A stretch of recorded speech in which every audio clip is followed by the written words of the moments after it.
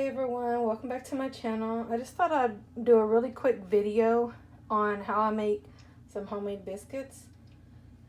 So in this bowl you're going to need 2 cups of flour, of all-purpose flour, 1 tablespoon of sugar, 1 tablespoon of baking powder, 1 teaspoon of sugar, and just, mix that up, combine it.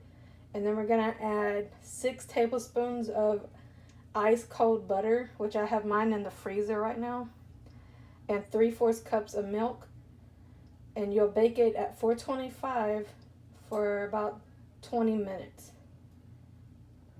Alright, let me get started on these biscuits. Alright, so I just added my butter, and I just went, did it like this, rubbed it with my fingers to get like this coarse consistency. And I'm going to add some milk, my 3/4 cups of milk. Mix that, and then we're going to knead it. Okay. Okay, so I put some flour down, and now I'm just going to knead it. Just fold it over and press down. Over and over, that's all you do. Is fold it over, press down. I'm going to knead it for about 2-3 minutes. And then I'm going to flatten out to about 1/2 inch thick, and then we're gonna cut it out. If you have a biscuit cutter, use that. I can't find mine, so I'm just gonna use the lid to do it.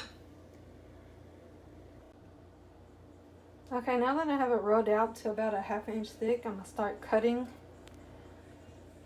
the biscuits out with this little lid. But like I said, if you have a biscuit cutter, use that. I just can't find mine. And we're just going to place it into a baking dish and then put it in the oven. So I'm going to finish doing mine, and I'll show you the finished product. Alright y'all, this is the finished product. These are homemade biscuits. I just brushed some melted butter on top when I took them out the oven.